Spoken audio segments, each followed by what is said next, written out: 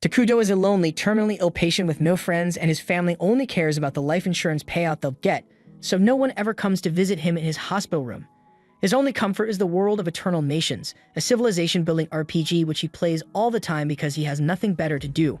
One day, Takuto falls unconscious because of his illness, and the next time he opens his eyes, Takuto finds himself sitting on a stone throne in the middle of a forest, and while he is wondering what's going on, he sees a woman emerge from the forest, calling him her king.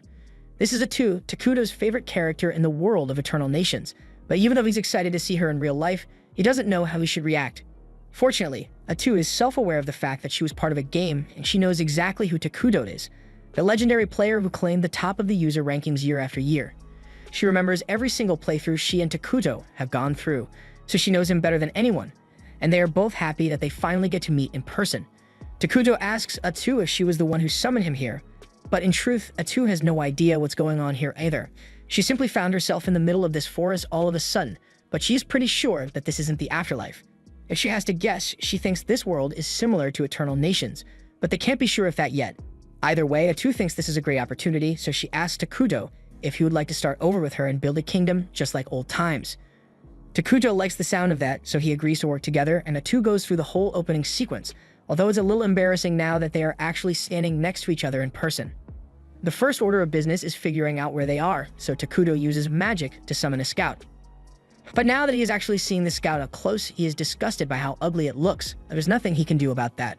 Their Minara is a civilization that rules over darkness and evil, so his early game strategy is to avoid garnering too much attention so they won't get into any conflict, at least until they are strong enough to defend themselves. That's where this bug comes in, so Takuto orders it to go take a look around the area and notify him of anything important. At first, the bug just stands there and stares at him, but then Atu sternly reminds it that Takuto is its commander, so the bug takes off running to complete its task. Takuto was a little concerned that he might not be able to control his troops in this world, but it looks like everything still works the same as it used to. He can also see what the bug sees to some extent, so he should be able to figure out where they are soon enough. Anyway, moving on, it's time for them to think about their next steps. Takuto started off with 200 mana points, and he had to use 100 mana points to summon the scout, so he only has 100 left. He plans to build a settlement to act as their base of operations, which will cost him an additional 20 mana, but after that, he won't have much mana to work with. He was honestly hoping to create a warrior to fight for them in case they get attacked, but that really isn't an option anymore. Atu assures Takuto that he doesn't have to worry because she will fight for him, but to be honest, that isn't very reassuring coming from her. As part of the hero unit, Atu will grow stronger as more time passes, but right now, she pretty much has the strength of a regular person, so there's not much she can do to help. The bug is still zooming through the forest, and thanks to its scouting, Takuto now has an understanding of what this area looks like. But he's a little surprised because even though this entire area is a forest, he hasn't seen any animals or monsters yet.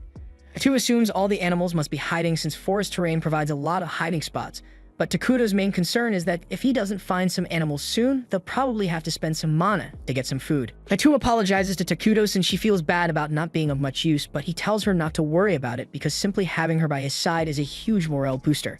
Hearing that makes Atu really happy, so she tells Takuto she's very grateful for his kind words, but Takuto is having a hard time getting used to how expressive she is now that she's a real person. Just then, the scout finds something interesting, so it gets Takuto's attention and shows him a dark elf settlement in the middle of the forest. It's not far from Takuto's current location, and it looks like there are a lot of elves gathered together.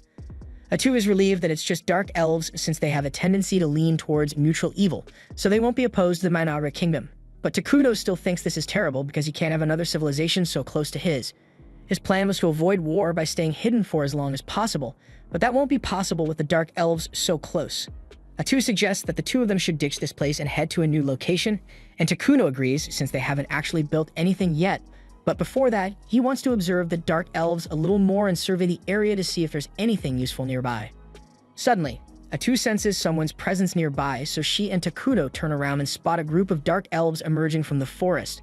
The Dark Elves seem just as surprised to see them because they had no idea there were other people in this forest. The Dark Elves only came here because they were driven out of their homeland, and with nowhere else to go, they were forced to head into this accursed forest. The journey has taken a toll on the Dark Elf children, and at this rate, they aren't going to last much longer. A small group of Dark Elves was sent out to go looking for a food source, and the group leader is certain that there must be something edible around here since there's so much vegetation, but Emil is very nervous. She has heard rumors of a dangerous forest at the edge of Ida Raja where an ancient evil was sealed away, and she is worried that they might get attacked. The leader assures her that those rumors are nothing more than superstition, because if there really was an ancient evil lurking in this forest, then the trees here wouldn't be able to grow so well. Although he can't deny that the forest is really creeping him out for some reason. As soon as Gia lays his eyes on the Takuto, his heart sinks because what he sees before him is a manifestation of pure evil and malicious intent. He wants to run away, but he is worried that any hasty actions might put him and his people in danger, so he slowly approaches Takuto's throne and kneels before him to show his respect. He introduces himself as the head warrior of the Mazarum Dark Elf clan, and he apologizes for entering the forest without Takuto's permission. Atu has no idea why the elves are acting so respectfully, but she just goes with it and demands to know why the elves would trespass on Takuto's land. Gia begins explaining how his people used to live in the Central Plains and were a peaceful tribe, but Atu ain't listening to all that, so she tells Gia to keep his story short. Gia apologizes and quickly explains that the elf tribe was persecuted and driven away from their land, forcing them to flee into this forest. He doesn't understand why his people had to suffer such harsh treatment when they never did anything wrong. They always aimed for peace, but they were attacked and killed due to the prejudice against their race. Takuto takes one look at Gia and notices that he looks really thin, so Gia explains that he and his people were barely able to escape as their village was destroyed, so they didn't have time to pack supplies. And since they've been on the run non-stop, they haven't had time to look for food. In fact, that's why Gia and his team ventured out on their own, since it has been 5 days since any of them have eaten anything, but they haven't had much luck in finding edible plants or animals. Takuto feels bad for them, so he decides to help them out a little and uses some of his mana to create some apples for them. Joe is surprised when he sees apples rolling on the ground because he has never seen anything like it. He's hesitant to try it since he doesn't want to be rude in front of a being like Takuto, but Emil and the others are so hungry that they don't care. They all bite into their apples, and it's the best thing they tasted in a long time. Takuto even creates some pears so the group will have enough to eat, but Gia is still in shock from Takuto's kindness, and he doesn't know how to react. Fatu yells at him, saying it's rude not to accept the gift that Takuto so graciously provided for them, but Gia isn't hesitating because he is skeptical of the food. He presses his head against the floor and says he really appreciates Takuto's generosity, but there are children of the clan back at camp, and they have grown very weak due to the lack of food. They'll die soon if they don't get something to eat, so Gia asks for permission to take this food back to his clan so he can feed the children. Takuto feels bad for the children who are suffering, so he decides to go the extra mile for them and creates a ton of different food for Gia to take back with him. Although, Atu doesn't approve since something like this will cost a lot of mana. The Dark Elves are all in disbelief at the sight of so much food, and they are even more shocked when Takuto tells them they can have it all. For years, the Dark Elves have been oppressed and forced to live in the shadows, so no one has ever lent them a helping hand like this before. The Dark Elves express their deepest gratitude towards Takuto and carry the food back to the camp. At the camp, the Dark Elves are all on the verge of giving up, but a few of them remain hopeful that Gia and the others will return with some food. Just then, everyone in the village smells something delicious, so they all turn around, and to their delight, they see Gia and the others carrying bags of food on their backs. They are all relieved that they don't have to go hungry anymore, and everyone is praising Gia for finding so much food. But when they ask him where he got it, he just says he got lucky, leaving out the details of his encounter with Takuto. Later that night, Gia is staring at the fire while deep in thought when all of a sudden he is approached by the clan leader Molter. He tells Gia that he did a great job today and that the fruit he found were amazing. But he notices that Gia doesn't seem all that happy about it, so he asks him what's wrong. After a brief silence, Gia explains that he encountered a legendary being deep in the forest and he doesn't know how to feel about it. Molter asks what legend Gia is talking about, so he explains that Emil mentions something about a powerful being that was sealed away in the accursed forest. Molter has heard of the legend before, and he is shocked to learn that Gia actually met the King of Ruin. He explains that according to the legend, when the world becomes too prosperous, the King of Ruin will descend on the land and destroy everything, forcing all civilizations to start over from scratch. In all honesty, Molter can't guarantee that the legend is true, but he is inclined to believe it. He asks Gia if the being he met called himself the King of Ruin, but Gia doesn't remember him saying anything like that. Although how terrifying he looked, a name like the King of Ruin is definitely fitting. Molter asks Gia if he talked to the King of Ruin, but Gia says it wasn't much of a conversation. The King of Ruin didn't say much, but he had a woman serving him who spoke on his behalf. From how Gia has described the encounter, Molter is certain that this being is bad news, so he asks Gia if he had to do something like sell his soul in exchange for the food. Gia explains that the King of Ruin didn't ask for anything in return, but Molter thinks that sounds absurd because what kind of evil being gives things out for free? Gia has no idea why the King of Ruin did it either, but if he had to guess, he would say it was mercy. He assumes that his grace must have sympathized with their predicament and offered aid to save them. Molter is shocked that Gia would call the King of Ruin his grace because that is a title used only to show the utmost respect. But Gia sees nothing wrong with addressing the King of Ruin as his grace because he is someone who deserves respect. Molter can't believe that Gia is actually defending the King of Ruin and asks if he has been hypnotized or something, but Gia points out that the only reason they are even able to waste energy arguing like this is because of the food that they were given by this so-called evil god. And it's not like Gia could have rejected the offer when they were so desperate for food, so what exactly did Molter want him to say? Molter realizes he has no right to judge Gia's decision to trust the King of Ruin, because given the situation, it was the best option. However, as the elder of this tribe, it is his duty to make sure everyone remains safe, so he says from now on, he will handle the negotiations with the King of Ruin. He has been alive for over 200 years, so he's sure he should be able to come to an understanding with the King of Ruin. Meanwhile, back at Takuto's camp, he is currently being scolded by Atu for carelessly wasting his mana on charity. She asks him why he would do something like that, but Takuto just says he felt bad for the elves and he didn't want to let their children starve. Atu understands that, but she reminds Takuto that they have barely started setting up their kingdom, so they can't be wasting their resources like this. She has a point there, so Takuto apologizes for not consulting Atu before using his mana, and he promises to make it up to her. But that aside, there's something that has been bothering him for a while now. He wasn't able to talk to the Dark Elves properly when they showed up because he was so nervous. Atu is surprised to hear that since she had assumed Takuto was playing the role of a disdainful hire being on purpose, but in reality, he's just socially awkward. Just then, the scout bug returns and it informs Takuto that the elves are approaching this area again. Takuto and Atu are surprised that the elves are returning, but he did give them more food than they could carry last time they were here, so he assumes they are coming back for the rest. Having different cultures nearby is bound to cause a conflict at some point, so Takuto really wishes the elves would just take the food and leave already. He could just tell them to get out of the forest, but that would require maintaining a conversation with someone other than Atu, and that's outside Takuto's skill set. Atu can see that Takuto is troubled by this, so she comes up with an idea and suggests that she handle all of the negotiations in Takuto's place. That way, Takuto will come off as a mysterious and dignified king instead of a socially awkward teenager. He likes the sound of that idea, but he asks if it's really okay for him to make her do all the talking. However, Atu said she's always happy to be of assistance, so she has no problem being Takuto's voice. A little while later, Molter and Gia arrive and kneel before Takuto.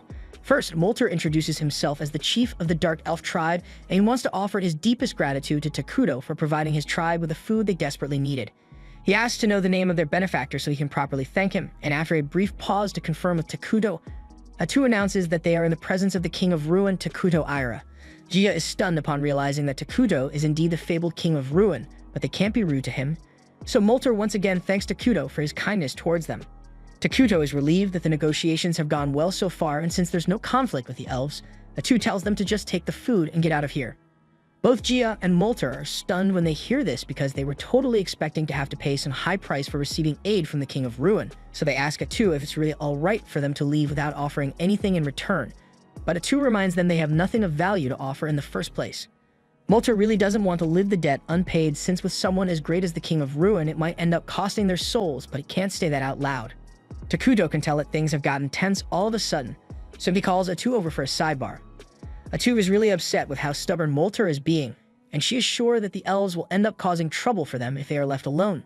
So she suggests that they should just kill all of them and move on, but Takuto was actually hoping to build a mutually beneficial relationship with them. He figured out that Molter is uneasy about simply receiving aid for free, especially when it's coming from someone called the King of Ruin, so he suggests they should ask for some reasonable compensation to calm his nerves. Atu thinks it's a good idea, so she relays Takuto's decision to the elves, and Molter looks relieved, but Atu is still trying to figure out what to demand as compensation. She turns to Takuto for help, so he tells her to ask about the outside world, so Atu tells Molter that as compensation, he must provide Takuto with information about the world outside this forest, and he says he would be more than happy to oblige.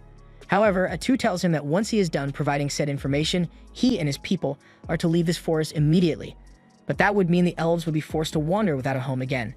He asks Takuto to allow them to stay in the forest, but Atu immediately denies his request, and she tells him that if he values his life, then he had better not tell anyone of Takuto's presence. Gia is about to protest because the Dark Elf tribe won't survive if they are forced to leave the forest, but Molter stops him because they can't risk upsetting Takuto. They both get up and begin walking away, but as they are leaving, Takuto wonders to himself if this is really alright, because he doesn't want to force the elves to suffer. And just then, he comes up with a great idea. He calls out to the two of them and asks them if they want to become his citizens, but they are so stunned by the proposal that they don't know how to respond. Even Atu can't believe what Takuto just said, so she calls for another sidebar and asks why he would say something like that. Takuto explains that he was thinking of recruiting the Dark Elves with the refugee system, and now that he mentions it, Atu realizes it's not a bad option. Dark elves aren't inherently good or evil, so they won't have any major conflicts with Takuto's evil-aligned kingdom. Plus, in the game, the main citizens of Minara were homunculi, and here they are ugly as hell, so he asks Atu if she really want to live in a kingdom that only had those things around. Atu is now on board, so she turns to Moltar and Gia and tells them that if they agree to become citizens of Minara, then they will be protected. Moltar asks what exactly that means for them, and to put it bluntly, Atu tells them that from the moment the Dark Elves join Minara, they will be considered evil. Whether they choose to join Minara or not is entirely their decision to make, but she assures them that if they do join, it will at least be interesting. A while later, Takuto and Atu are walking over to the Dark Elf camp since they finally made their decision, but Atu is a little upset that it took them so long to agree. Takuto, on the other hand, expected them to take a while to decide, especially after Atu told them they become evil if they join Minara. Eventually, they arrive at the Dark Elf camp, and upon his arrival, Moltar announces to everyone that their new king has arrived, so they all now down and clear a path for Takuto as he walks toward the throne they made for him. Some of the elves are terrified when they see Takuto for the first time, while others seem excited, but those who got a little too close end up passing out from the sheer magnitude of the dark energy coming off him. Gio warns everyone not to look directly at Takuto because he might think they are being rude, but Takuto doesn't really mind. Once Takuto is seated on the throne and all the dark elves have been gathered, he officially declares that everyone present here will be a citizen of Minara from today onwards. That's pretty much it, so all the dark elves are now Takuto's citizens, but Gia was honestly expecting more since Atu did say they would become evil. Just then, an immense amount of hatred begins flowing into Gia's body as he recalls all the injustices he and his people have suffered, and it's the same for all the other members of the Dark Elf tribe. And after being reminded of how they've been persecuted, they are all relieved and excited to have someone like Takuto looking after them. A few days go by in the new kingdom of Minara, but things are not going well for Takuto at all. He was just taking a look at the map that Moltar gave him, and he becomes incredibly frustrated because this is the worst RNG he has ever gotten for his starting location. Atu asks him what's wrong, so he points to the map and explains that to the north of this forest, there's the holy kingdom of Quolia, which worships the god Arlos, and the elven kingdom of El Na, which worships nature, and both of them lean heavily into the good alignment, so if either one ever found out of the evil nation of Minara, then Takuto and Atu would be toast. There's no way they could ever defeat powerful nations like that in a head-on confrontation, and to make matters worse, this accursed forest doesn't have a single harvestable resource, so the difficulty here is just unfair. On the bright side, they do have the Dark Elves now, so they should be able to make up for the current weaknesses of the kingdom, and speaking of the elves, Atu hears them approaching and she seems pleased because they are probably here to deliver some valuable information. A little while later, Moltar and Gia arrive, and this time it brought Emil with them. Gia explains that Emil is very smart, and she is well versed in lore and foreign affairs, so he is sure that she will be of great help with Takuto's plans. Takuto is pleased with the extra help, but he can tell that they are all still really nervous around him, so he has Atu tell them there's no need to be so formal around him. Moving on, Atu informs them that Takuto has made a few decisions regarding the administration of Minara, so starting today he will be appointing Moltar and Gia to key positions. Moltar will handle the management of the nation's matters, and from what Atu has heard, Moltar should be able to use magic, so she is expecting a lot from him. As for Gia, he will be appointed as the warrior captain for the entirety of the Minara army, and he will have full authority over the troops. Gia says he is honored, and he promises to slaughter any and all who stand in Takuto's way without a second thought. Takuto is weirded out by how serious Gia looked while he said that, so he has Atu tell everyone that he prefers peace, so they should avoid starting conflicts unless absolutely necessary. Gia can't believe the King of Ruin is actually a pacifist, but anyway, Atu tells everyone to get some rest for now because they will soon begin constructing houses in the forest. Moltar thanks Atu for her consideration, and he tries to make himself look better by telling her that the knowledge he possesses will make him far more useful than a brute like Gia. But Gia starts arguing that an old man like Moltar won't be able to help much with construction anyway. Atu isn't really interested in their argument, but it seems like they are eager to start working, so she asks Takuto if it's alright for her to order them to begin the construction immediately. Takuto sees no problem with that, so he says they can start collecting materials, but he also wants to do it in a way so they can gather the materials without destroying the forest. Atu thinks it's a great idea, so he asks Moltar if it's possible, and he says they should be able to pull it off if they make most of the houses out of the hollows of giant trees. Takuto is pleased to hear that, so he tells them to get to work as soon as they can, but he reminds them to reforest as they go. The three of them are about to get to work, but they are a little confused because they don't understand what Takuto meant by reforest. Takuto is surprised that they don't know what reforesting is since, from what he has heard, the people of this world should have already unlocked the fortified architecture tech tree. Atu asks them if they at least know about military magic or the 6 great elements, but Moltar has only ever heard of 4 great elements. As for military magic, Emil doubts that anyone from the other nations would know about it, So Takuto and Atu realize that the people of this world are surprisingly underdeveloped. As it stands, the magitech of the Dark Elves is far below Takuto's expectations, but if the rest of the world is similar in terms of development, then Takuto thinks they should be able to catch up to them soon. But that will be a lot later in the future, so for now, Atu explains what reforestation is. It is basically just replanting trees as you cut them down to maintain the forest, but normally trees would take decades to grow naturally, so in this case, reforestation refers to a special technique that uses magical elements to accelerate growth. She says it is a technique that was personally created by Takuto, but that's a big lie because Takuto didn't invent anything, but it would be awkward to tell the truth now. Emil is really excited by the idea that Takuto possesses incredible knowledge, so she asks if he was the one who created the apples and grapes that he gave them. She even planted some of the grape seeds and they've already begun to sprout, so she can't wait to see how well they grow. Takuto and Atu both go silent as soon as Emil mentions that she planted a grape seed because the thought hadn't even crossed their minds. Fruit like grapes and apples don't exist in this world, yet Takuto was able to create them using his emergency production skill, and if his hypothesis is right, then the skill shouldn't be limited to just food. Takuto tested out by summoning a coin, and just as he expected, it worked flawlessly. With this new discovery, as long as he has the mana for it, he can create anything from gunpowder to base metals and even petroleum. So taking over the world may not be as hard as he thought it would be. The Holy Empire has caught wind of a dark presence in the forest, so the Holy Saint, along with the bishop and a few knights, are sent out to investigate. The knights have all heard stories about the saint possessing special powers, but from what they've seen so far, she just looks like an ordinary girl.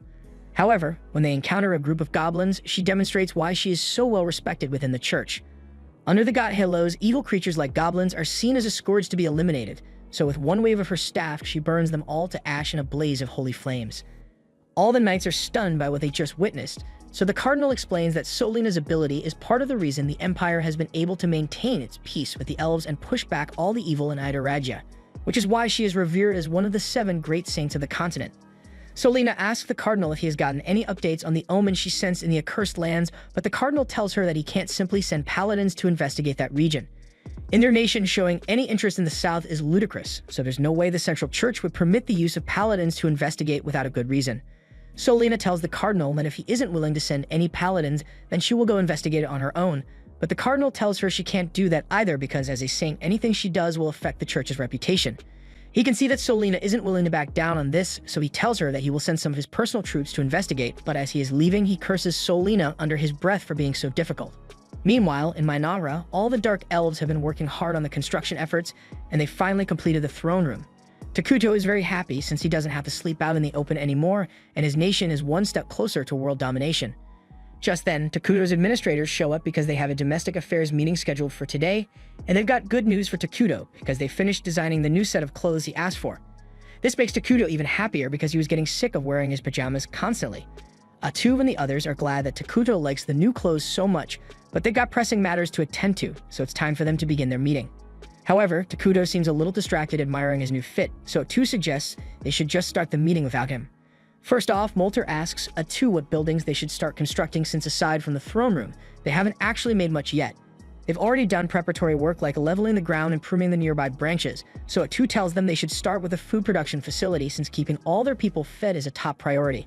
Molter asks why they would need to worry about food when Takuto can produce it with his power, but Atu tells him they can't continue relying on Takuto to make food for them, because what would they do if he wasn't around?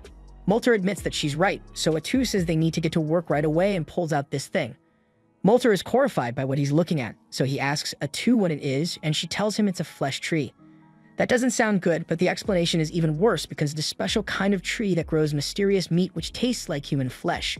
Atu says it's the first step in their food production plan, but Molter, Gia, and Emil all agree that most people won't want to eat something that tastes like human flesh, so Atu promises that they'll get other food sources eventually.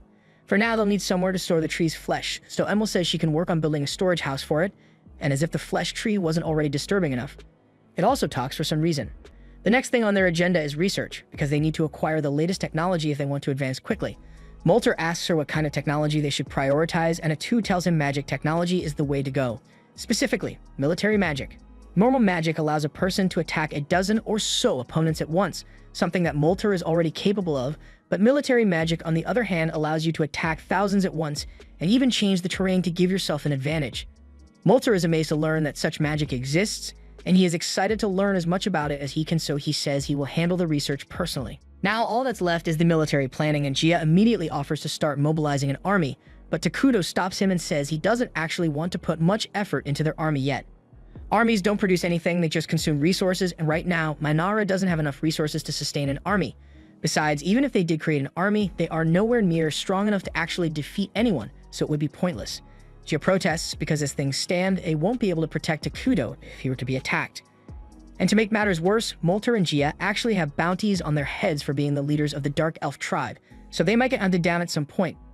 With things as they are, Takuto agrees that neglecting defense would be a bad idea, but he still doesn't want to spend all that money on making an army, so he says he will make a hero instead. Atu tells him that's a great idea because while a hero has a high production cost, it is a lot easier to provide for a single person as opposed to a whole army. Molter and Gia are confused, so they ask Atu what she means by a hero, so she explains that there are several heroes in Minara who serve under the king. They are all powerful with special abilities, but they are also a bit crazy, so dealing with them can be annoying at times. There are several conditions that need to be met in order to summon a hero, but it should be possible to summon one soon with how much they've progressed. And as an added bonus, summoning a hero won't draw too much attention to them, so Minara can continue to remain hidden. That pretty much settles all the concerns for domestic affairs for now. The happiness of the people of Minara is very important to Takuto, because the happier they are, the more mana he is able to generate. Meanwhile, over in the Empire, the junior paladin Lonius is busy praying in the cathedral when the high paladin, Veldis, comes over to talk to him. Lonius asks Veldis to quiet down since this is a place of prayer, but Veldis just wanted to have a friendly chat with him since they were both assigned to the investigation. It's about time for them to get going, so Lonius gets up and Veldis notices that he's wearing his wedding ring as a good luck charm, so he must have a family waiting for him at home. Veldis asks Lonius what his family is like, so Lonius tells him he has a wife named Marcia and a daughter named Mina, but his personal life isn't important to their mission, so he doesn't plan to talk about it much. Lonius has heard rumors about Veldis being crude and ill-mannered, and the rumors were pretty accurate, but overall, Veldis doesn't seem like a bad guy and his skills are no joke, so he is a respectable paladin. Veldis begins complaining about getting assigned to a pointless mission like this, but Lonius reminds him that this mission is to investigate one of Saint Solina's revelations, so they need to take it seriously. Still, Veldis thinks it's weird that they were given such a lackluster team even though it's for a saint's revelation. Veldis and Lonius are literally the only paladins on the team, and the rest of the people are all mercenaries who are hired to fill in the gaps. The odds are looking great for them, especially since it's a mission to the southern forest, but Veldis just wants to get it over with so he can get home as soon as possible. Meanwhile, back in Minara, construction has been going very well so far. This place is finally starting to look like a proper civilization, and the Dark Elves don't seem bothered by the flesh trees anymore. Takuto is really excited because seeing all this in person is a whole new experience compared to what he used to see when he played the game. Emil shows Takuto around and points to the residential area with mostly treetop houses. Since she's been focused on food production, she hasn't had much time to work on the homes. However, the flesh trees are growing in nicely, so the food storehouse should be complete soon. Meanwhile, Molter has been working on his magical research over at the Magic Institute he created, and most of the citizens who are talented in magic have joined in on his research. In addition, they also discovered a spring nearby, so they now have a secured water source, and finally, this building is the public office where the administrative meetings in Minara will be held. She would have liked to make the building a little fancier, but this is the best she could do with her current resources. Takuto is pleased with the initiative Emil is showing since she's handling things really well, and he is also glad to see that the Dark Elves who were on the brink of death when he first met them are now looking lively. Emil is a little nervous since she can't tell what Takuto is thinking, so she asks him if he is pleased with her work so far, and Takuto tells her she has done a great job. He says he is glad to have her as one of his citizens, and hearing such high praise from Takuto is the best thing Emil could have asked for, and she's so happy that she breaks down in tears. Once she regains her composure, Emil shows Takuto the flesh tree farm, and things have been progressing smoothly thanks to all the farming equipment Takuto provided them with. Although, Emil is still freaked out by the weird talking flesh trees, so she wants to move on to the water source she found. She leads Takuto and Atu out into the forest, but for some reason, things look a lot different from what they were before, and when they finally arrive at the spring, Emil is horrified to see that the water has turned completely black.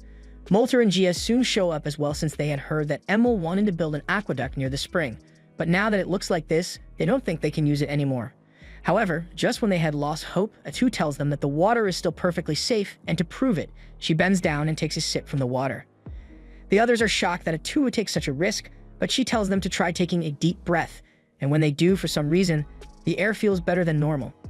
This is one of the benefits of the evil nation of Minara because all land near the nation becomes cursed terrain, and it grants minor buffs to evil creatures, while applying penalties to neutral and good creatures. That means while the water, air, and land might look dark and deadly, all the evil citizens of Minara will not suffer any negative effects from it. There's just one minor problem with it though. A cursed forest is pretty noticeable, so it kind of ruins the whole strategy of staying hidden. It won't be that bad if the cursed region remains small, but as Minara expands, it will become easier for their enemies to discover them, so Gia and Molter think it's time to start working on that army Gia mentioned before. However, Atu tells him there's no need to worry since a single hero is more than enough to handle any early game threats. Molter and Gia still aren't exactly sure what a hero is supposed to be able to do. Atu could give a long-winded stat explanation, but she thinks it will be quicker to just give them a demonstration. Tentacles begin to emerge from Atu's back, and she uses them to slice down all the trees around her in an instant. Molter and the others are in utter disbelief at what they've just seen, but Atu explains that she is also a hero, and since she has been here for a while, her strength is finally coming back to her. Although it's still nowhere near what it was in her prime. The important takeaway here is that heroes are incredibly strong, and they grow stronger with the passage of time, so as long as they don't face any significant threats for a while, Takuto is confident that they should be alright. But that aside, he's a little upset at Atu because she didn't need to destroy those trees just to prove her strength. Molter and Gia are still in awe of the power that Takuto possesses, and they are eager to build a palace befitting his majesty, but Takuto thinks that would be a waste of resources, so he tells them he doesn't need one. Molter, Gia, and Emil insist that it is absolutely necessary for Takuto to have a castle because they would feel too guilty as his citizens if he didn't, and since they are making such a big deal about it. Atu tells Takuto that he should probably just have one made to satisfy their wishes. Takuto admits that a palace would be cool, and he was hoping to make a floating castle someday anyway, so he might as well get started on it since things are going so smoothly. But unbeknownst to him, the paladins are slowly making their way towards the Dark Continent, and there's bound to be a confrontation when they discover Minara. Along the way, Veldas tells Lonius that he did a great job hiring this many mercenaries, and Lonius says it wasn't easy to pull off, especially since most of the mercenaries in the area are currently stationed up in the north. For some reason, a group of barbarians suddenly appeared in the northern province, and they'd begun raiding nearby villages, so the saint and her army were sent to deal with them. However, the situation up there is still really bad, so one of the mercenaries says they are glad they aren't the ones who have to fight the barbarians. Another mercenary says it might actually be worth it since he heard that the pay up there is really good. But there are also rumors of a witch being seen up there, and none of them want to deal with that. Veldas tells them there's no point in talking about it now since whether the witch in the north is real or not, there's no way they'll run into her since they are heading for the southern accursed lands. The group soon arrives at a nearby town to spend the night, and while they are all having dinner, Lonius begins asking the mercenary Bargo for more details regarding the witch he talked about earlier. Bargo says it's just a rumor he heard saying that a witch was responsible for all the chaos in the north, but Lonius thinks that's preposterous since there's no way a single person could have done all that, especially when the saint was dispatched to deal with the matter. Bargo agrees that it sounds far-fetched, and he personally doesn't believe it is true, but better safe than sorry since facing a real witch would be incredibly dangerous. Speaking of danger, Bargo thinks it's strange that the kingdom dispatched 2 holy knights on such short notice, especially when their destination is the accursed lands, so he asks Veldas to tell him what exactly they are going there to deal with, because if it's something similar to a witch, then Bargo is backing out right here. Veldas didn't really get any details about what they would encounter in the forest, but he assures Bargo that it can't be that bad. If he had to guess, he would say it has something to do with the dark elves that fled into the forest recently, so the kingdom probably wants them to make sure the elves aren't causing any trouble. He's wrong that Lonius and Bargo fully believe him since dark elves are seen as dangerous assassins and curse users to the people of the kingdom. Lonius is concerned that if the dark elves are left alone, they might eventually grow strong enough to attack the kingdom, so he wants to commit some light genocide, but Veldas cuts him off and says this mission is just to investigate, so the second things get dangerous or violent, they are going to retreat. Bargo is glad to hear that Veldas is so sensible since he really doesn't want to be part of a mass killing, but Lonius doesn't understand why Veldas would turn down an opportunity to wipe out an evil race. Veldas simply says, ma'am, you've got a wife and kids and you really want to go into a genocidal battle for no reason. Even if Lonius doesn't care about making it home alive, the rest of the mercenaries here have families they would like to see again, so unless absolutely necessary, Veldas isn't going to put their lives in danger. Lonius still doesn't agree with the idea of letting the elves live, but he also wants to see his family again, so he decides to follow Veldas' instructions after all. Meanwhile, over in Minara, Takuto has summoned all his citizens to one place because there's something he wants them to witness. They're all really confused since he's just standing there next to a pile of the meat tree fruit, but then Takuto raises his hand and begins pouring mana into the fruit. Everyone eagerly watches to see what will happen, but to their surprise, right before their eyes, the pile of fruit transforms into a scout bug. Everyone is amazed by what they've just seen because Takuto basically created new life with the wave of a hand, and Atu announces that this is just a fraction of what Takuto can really do, so they should all continue devoting themselves to him. Afterwards, Takuto heads back to his throne room, and he is relieved that the people didn't ask him too many questions about the scout bug creation, because he honestly doesn't understand how it works. He and Atu just follow the procedure from the game to make it happen, but when you're looking at it in person, it's hard to believe that simply pumping mana into a pile of fruit would be enough to create life. Anyway, now that they have confirmed that they can safely create soldiers, Atu says they can move on to the next phase of the plan, creating a hero. It's going to take a while since Takuto is going to need to stockpile his mana to complete the ritual, but once it's done, they'll be practically unstoppable.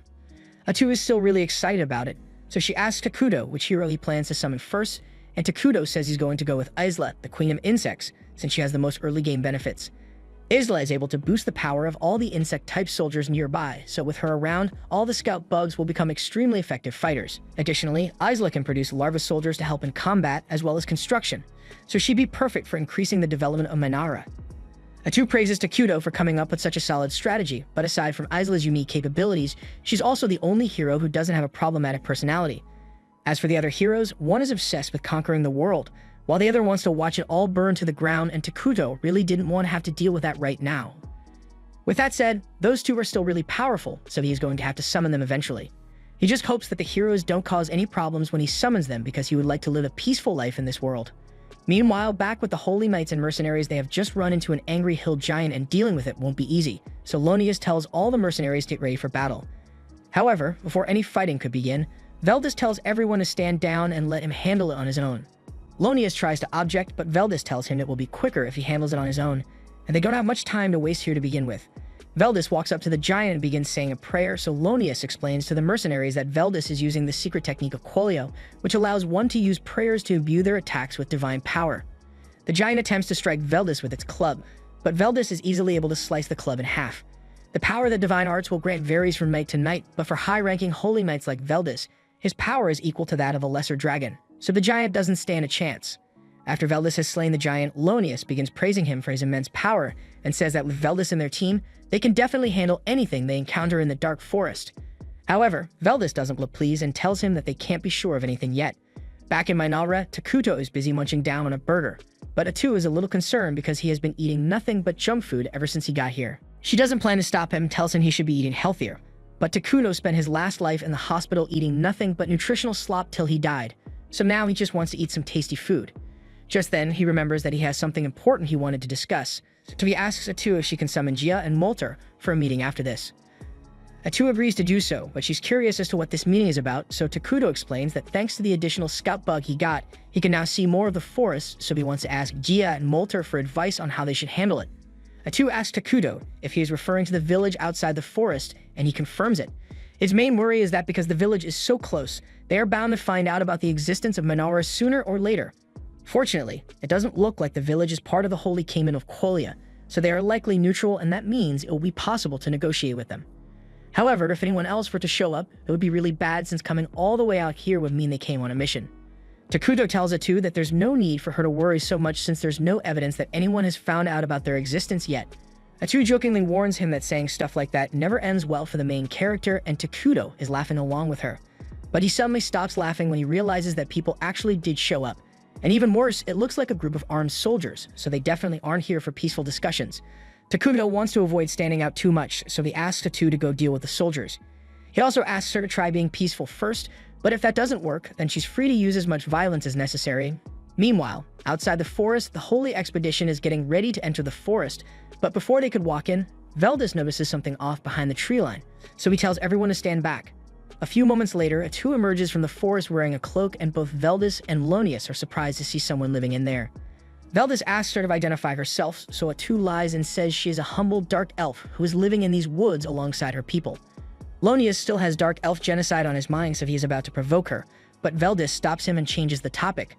He tells Atu that he and his party are just here to investigate the forest, so he asks her if she would be willing to let them in. Atu politely declines their request, saying that the Dark Elves would rather not have their new home invaded for no reason. Lonius feels offended that a lowly Dark Elf would dare to decline a request from holy men of God, but before he can say anything more, Veldis tells him to shut his damn mouth before he causes trouble. Veldis is already suspicious, but he tries to convince Atu to let them in by telling her about the divine revelation they got from the saint about a great calamity in this forest. Lonius starts freaking out because divine revelations are national secrets, yet Veldis just revealed it to a random woman. Veldis once again tells him to shut up, but informing others of a divine revelation without permission is against the Holy Order's rules, so Lonius says he's going to tattle on him once they get back to Quelia. Veldis tells Lonius he is free to do as he pleases, and then he turns back to Atu to ask her if she's willing to let them in now. However, Atu still refuses, and she tells Veldis that there's no need for them to search the forest because there's nothing dangerous or evil in there. That is a straight-up lie, but Veldis decides it's not worth arguing over it here, so he tells everyone that they are going home. Veldis isn't an idiot. He knows Atu is shady AF, but he also knows that when a single cloaked person confidently comes out to confront an entire army, you're probably better off not messing with them. The safest option here is to return and regroup before making any moves, but Lonius is too impulsive to understand that this is a tactical retreat, so he accuses Veldis of abandoning the mission and says he is stripping him of all authority. He then commands the mercenaries to follow him because they are going into the forest to investigate, and unfortunately, Lonius was the one who hired them, so they have to listen to his orders. Personally, I'm quitting on the spot after seeing Veldis so freaked out, but Lonius orders the men to seize Atu immediately for disobeying his orders earlier, so the men start closing in on her, and despite Veldis' warnings, they are no longer willing to listen. Atu is disappointed that her attempt to get them to leave peacefully failed even though she tried so hard, but well, is what it is. In the next moment, Lonius wakes up on the ground and finds himself covered in blood because Atu has stopped holding back. And while he is somehow still alive, the rest of the mercenaries were not so lucky. Veldis yells for someone to go report this to the kingdom, but Barbo tells him all their messengers were already taken out by Atu, and the mercenaries that managed to survive aren't fast enough to make the trip in time, especially not with Atu in attack mode. He tells everyone to get their weapons ready because now they have no choice but to fight. He orders them all to unload everything that got on her, so the mercenaries fire all their arrows, but Atu effortlessly blocks them all, so she remains unharmed. The last thing Veldis wanted was to have to face someone like Atu, and Atu is just as disappointed as he is.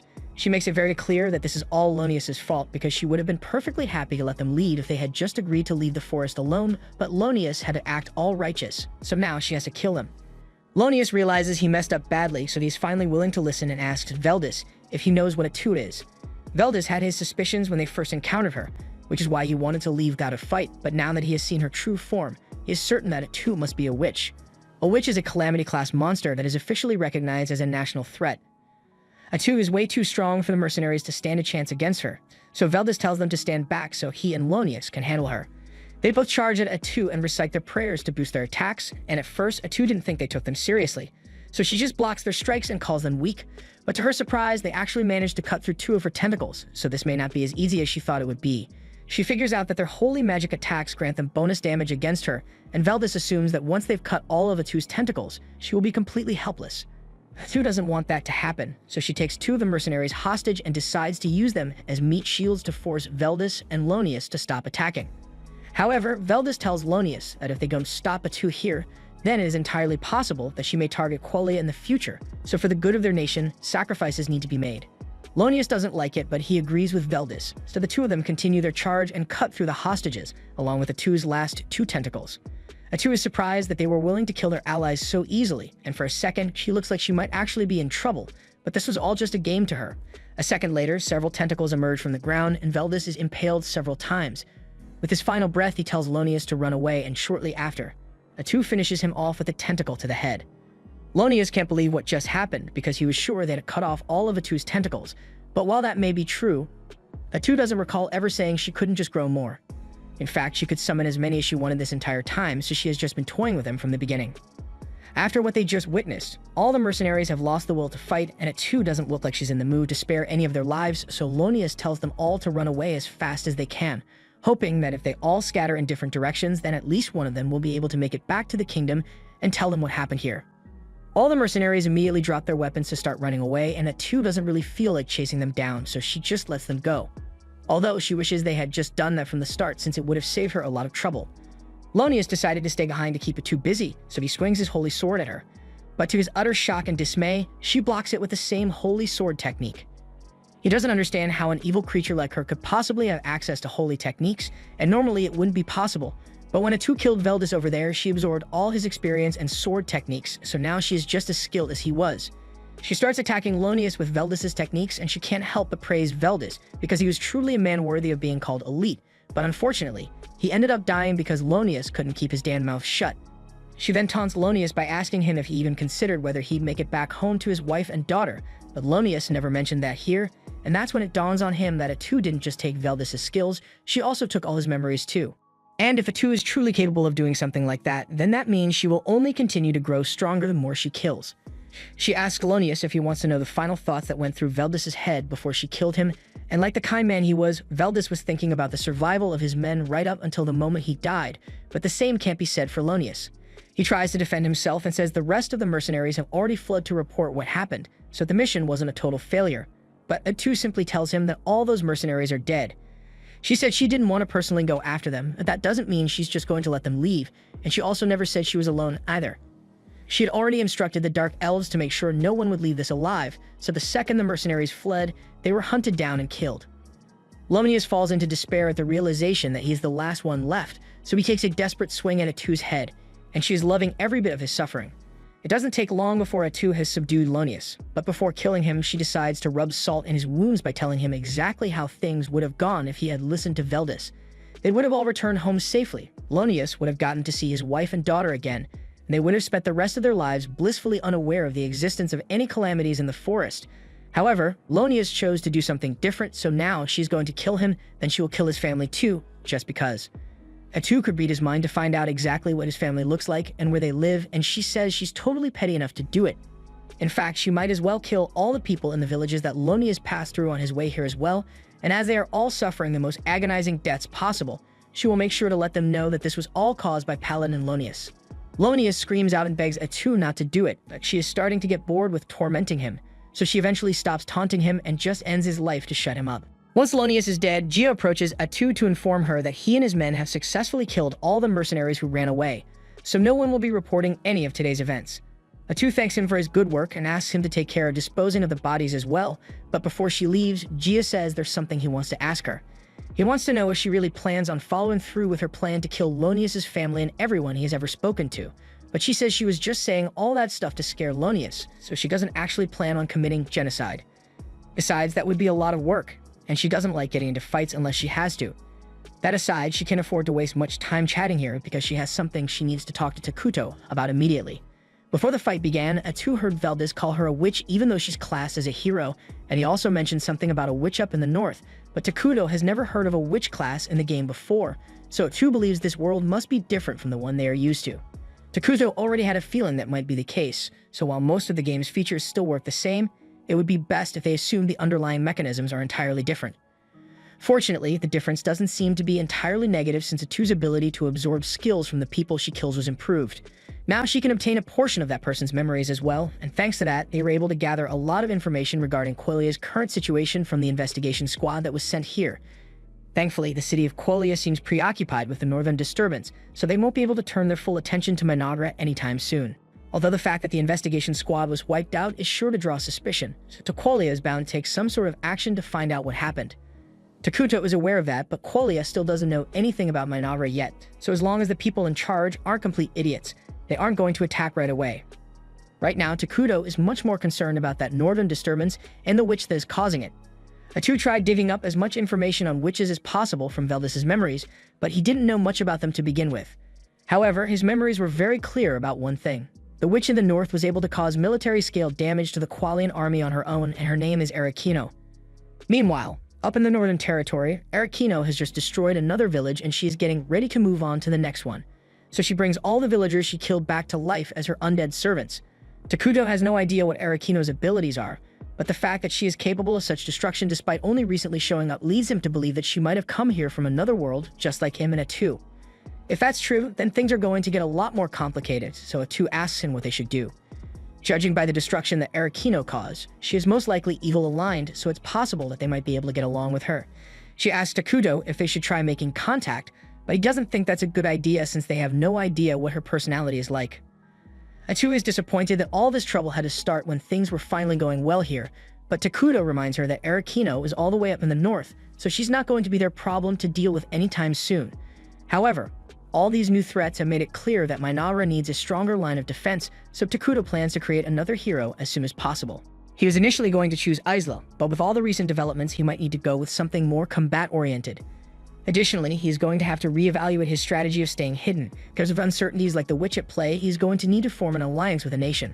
Obviously, Qualia isn't an option after what Atu did to their paladins, But the nation to the east of the forest should be a good match since they are neutral and they haven't had any contact with Minara yet. So once the palace here is complete, Takuto plans to go investigate that country, and while he's there, he will find out whether it'd be possible for them to work together. Meanwhile, over in the city to the east, they are currently under attack from the barbarians, so their staff bearer uses a bolt of lightning to wipe them out.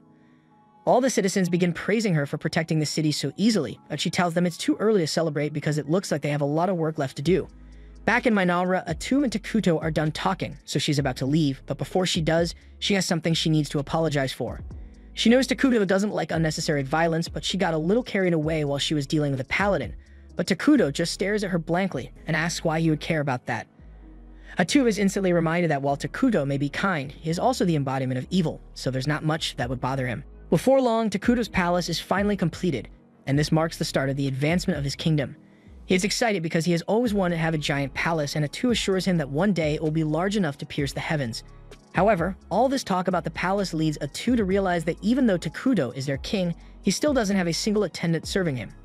He hadn't really given it much thought, but it would be weird for a king not to have personal servants, so Atu asks him if he has any preference so she can find one for him. Takuto sheepishly says he's fine with anyone as long as they are easy to talk to, because he is a terrible communicator. In fact, he hasn't actually held a conversation with any of the dark elves since he got here, but Atu thinks that's mostly because he looks like a mass of negative energy to them. Regardless, she tells him he doesn't have to worry because she has the perfect plan.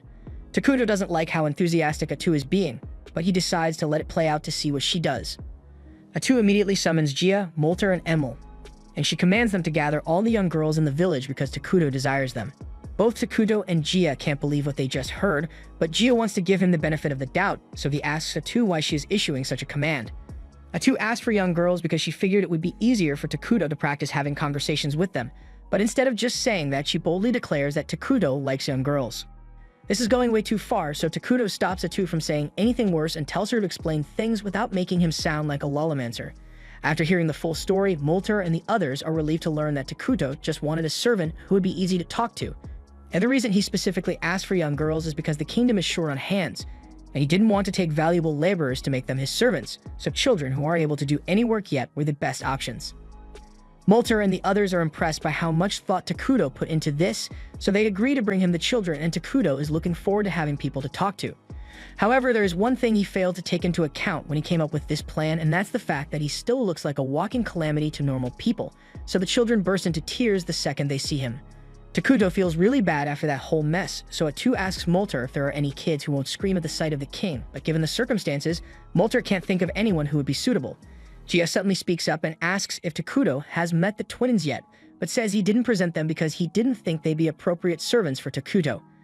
To put it bluntly, they have a bit of a troubled past, so he was worried that they might offend the king in some way, but at this point there aren't many options left, so Atu tells him to call them here anyway.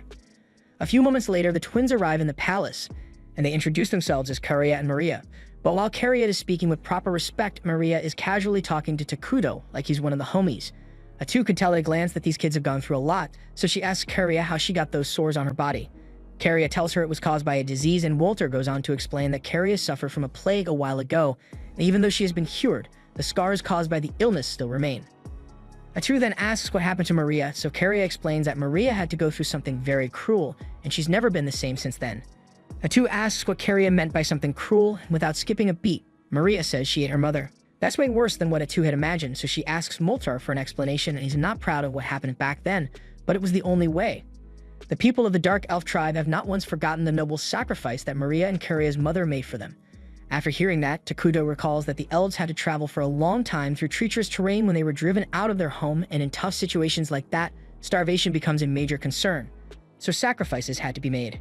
It looks like being forced to eat her own mother shattered Maria's perception of the world, and while it's a good thing that she doesn't seem to fear Takuto at all, Atu isn't sure she'd be a good attendant for him. However, while Atu was lost in thought, Maria started walking over to Takuto, and when she gets close to him, she says he looks white to her. Takuto is surprised to hear that since most people describe him as the embodiment of darkness, but it's different with Maria. He asks her if she'd be willing to become his attendant to take care of him, and Maria says she'll do her best, so Takuto officially appoints her as his servant and a candidate for the leadership of Minara. Atu is amazed because that was the longest conversation Takuto has ever held with someone aside from her, but even though Maria seems to be on board, Karia hasn't said much, so Takuto asks her what she thinks of his proposal. Carrie says that as Maria's little sister, she has a duty to stay by her side at all times, and if Maria wants to become Takuto's attendant, then Carrie will do it as well.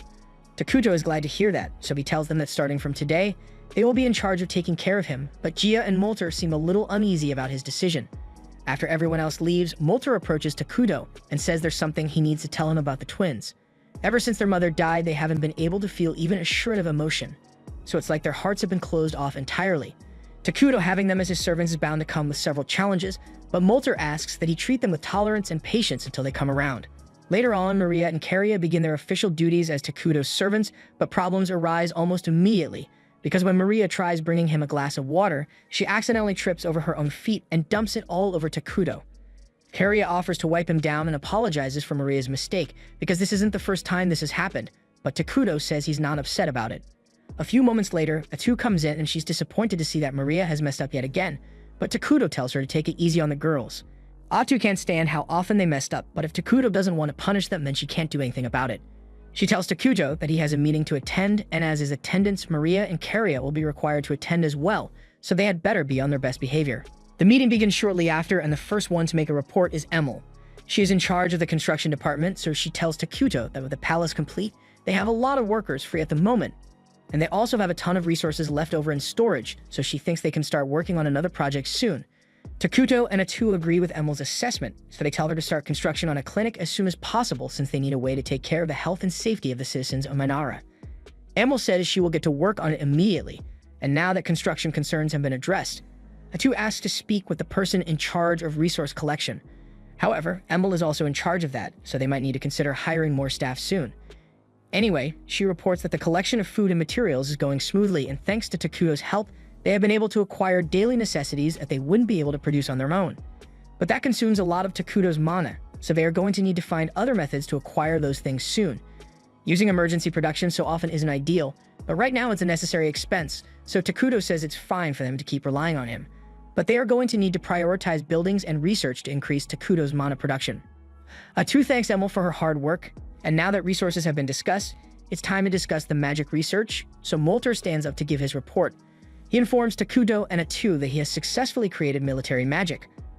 Although at the moment, he is the only one capable of using it, but he is sure that with enough training, his subordinates will be able to do the same eventually. They may even be able to cast powerful magic using the ruined mana that is produced by the palace, but since Takuto has stated that he doesn't want to start any wars, they probably won't get many chances to use it. For now, Atu asks Molter to focus on researching the 6 major elements in the magic skill tree, because those will be the most useful to the development of the nation. Finally, she calls on Gia to ask him for an update on the status of their army, and he informs her that the army currently has 5 scout bugs at its disposal.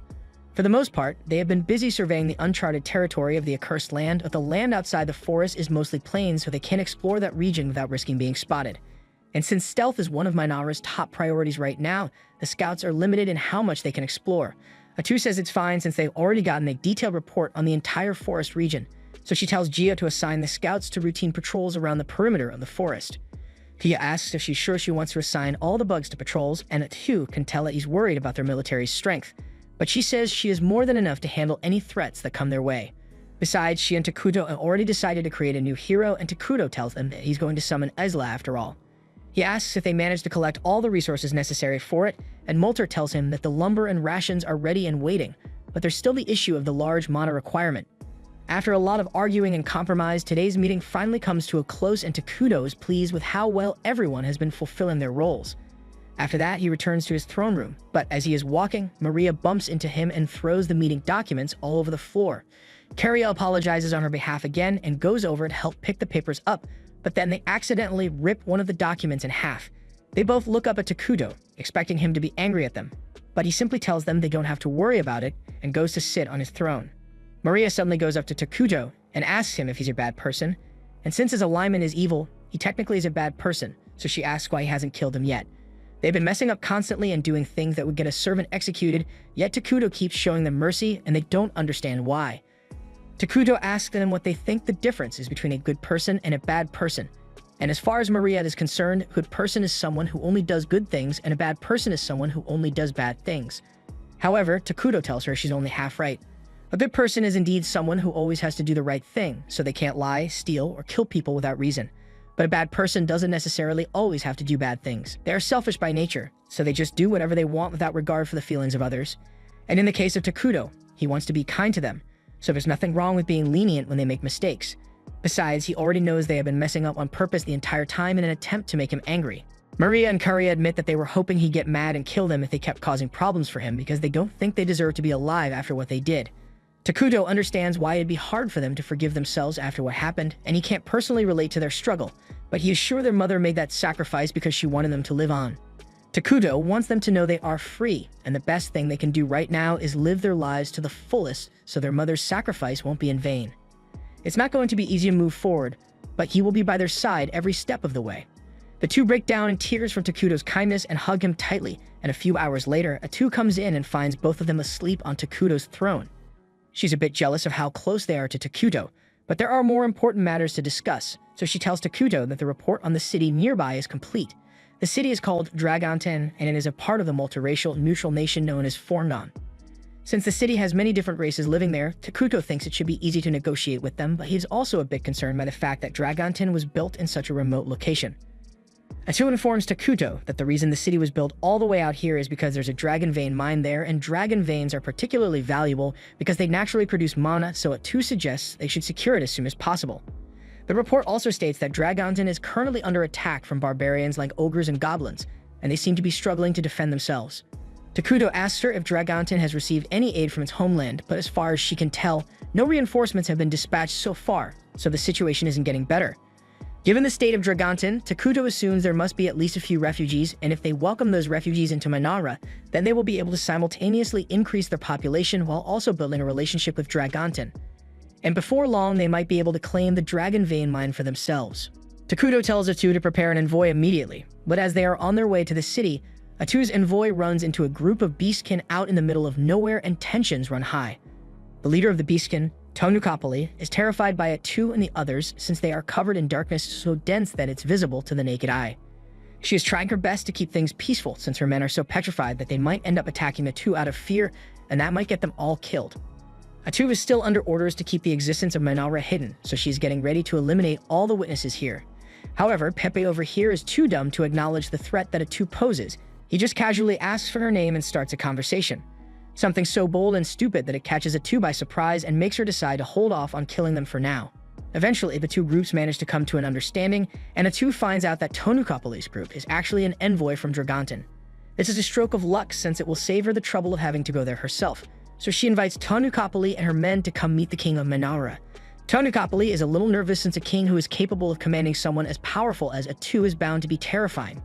And when she finally does meet Takuto, it's even worse than she could have imagined because all she can see is an endless abyss of darkness, so she's really starting to regret the decision she made earlier. Before they ran into Atu, the group was attacked by a giant in the barren lands, but Pipe, as one of the staff bearers, was able to use grass magic to find the giant and bring it to the ground. Unfortunately, his single-digit IQ makes it hard for him to think things through, so instead of finishing the giant off, he just stands on top of it and begins demanding praise for his magic. As expected, the giant eventually breaks itself free and throws Pepe to the ground, but just as it was about to squish him, Tonukapali came to the rescue and used both grass and earth magic to pin the giant against a rock. Tonukapali then proceeded to smack Pepe across the head and tell him he needs to stop acting like such an idiot, because as the only young staff bearer, lives will hang in the balance of his actions one day. Pepe tells her he will do his best, but he clearly doesn't understand the significance of his position. If Dragonten continues getting attacked by giants, then it will only be a matter of time before it is completely destroyed, but they have no idea what could be causing it to begin with. The only clue they had was the rumor of a calamity appearing in the accursed lands, so Tonukapali said she intended to go investigate, and to teach Pepe a thing or two about responsibility. She forced him to come along, but now she's regretting that decision because one wrong move from him could get them all killed. A moment later, Pepe randomly speaks up and asks Takuto if he wants to be friends, and Tonukapali is freaking out because addressing a king directly in such a brazen manner could be grounds for execution. She apologizes and tries to make an excuse for Pepe's outburst.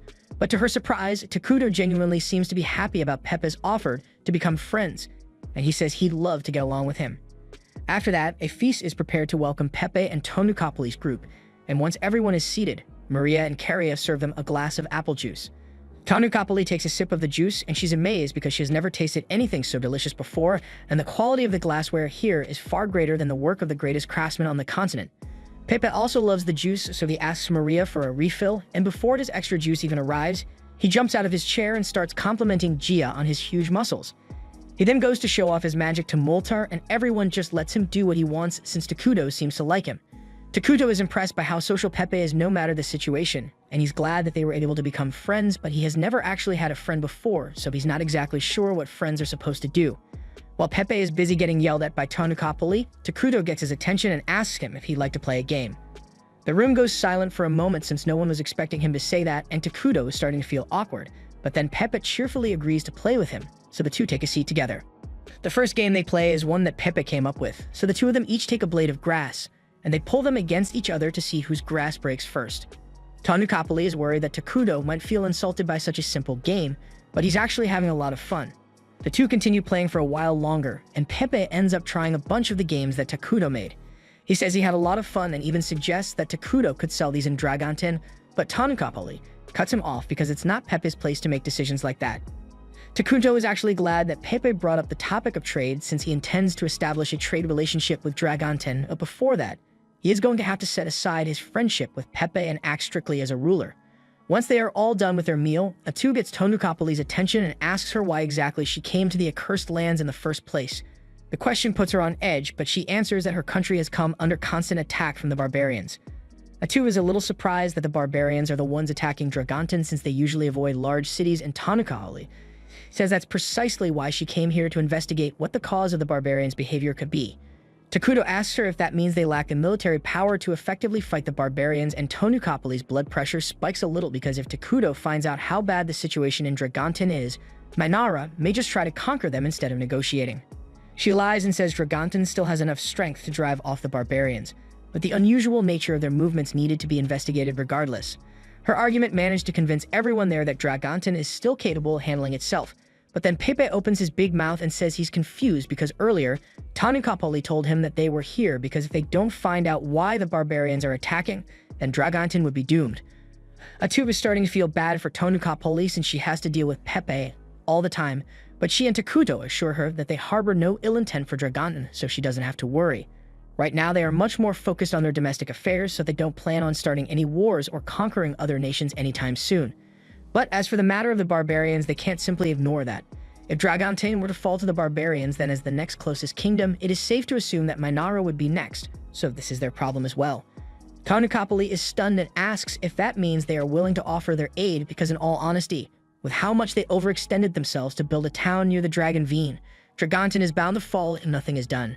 Atu asks Takuto what he thinks they should do, and he says he wants to help his friend out, so he is willing to offer as much aid as necessary. Tanukapoli is thrilled to hear that, but she asks what he wants in return since thanks to Pepe's big mouth, they already know that Dragonten is in dire straits. Atu casually responds saying they want the Dragon Vein, and Tanukapoli was really hoping they wouldn't bring that up, but as things stand, she is in no position to refuse. Atu tells her she doesn't have to worry too much since she and Takuto are perfectly fine with sharing control of the Dragon Vein with Dragonten. After all, they don't really need much mana right now, but they want to reserve the exclusive right to choose the elemental conversion from the Dragon Vein. Tanukapoli is shocked to hear that Mainara already has the technology required to transform pure mana into elemental energy since it would have taken Dragonten another 10 years to perfect it. It is now clear to her that Mainara is a civilization that is far more advanced than their own, so forming an alliance with them would be incredibly beneficial. But in line with tradition, she tells Pepe that this is his call to make. He may be an idiot, but he is the youngest staff bearer and by extension, the future ruler of the nation.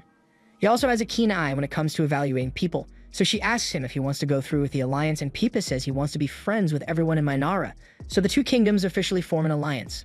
A little while later, Atu calls a meeting to discuss the terms of their deal with Dragonten. Mainara agrees to send consumable goods to their city, and in exchange, Dragonten will provide them with metal goods and daily necessities. Moltar is pleased with the deal since till now, they have been relying on Takuto to provide those things, but by far their biggest gain from the agreement was access to the Dragon Vein. And they have Pepe to thank for how well things played out, because if he hadn't revealed the true state of Dragonten, then Tanukapoli would have maintained her false confidence, and they probably wouldn't have made any significant headway as far as international relations go. And subsequently, Dragonten would have been destroyed long before Mainara could offer any aid, so Takuto is starting to wonder whether Pepe really is an idiot, or maybe he planned the whole thing out to achieve the best outcome.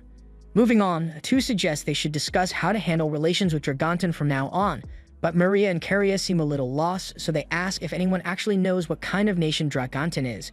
They were also focused on negotiations that they forgot that they'd never actually been to the nation in the first place, and a major part of maintaining international relations is understanding the culture and values of your allies. When Takuto used to play the game, he only ever had to click a button to establish friendly relations, so the thought never crossed his mind that he'd actually have to work to maintain the alliance now. Given how little they know about it, Atu suggests that their first step should be to investigate the capital, Crescent Moon, but is quite far from Minara, so investigating it would take a long time. Takuto says they can put that on hold for now since their main priority should be helping Dragon fight off the giants.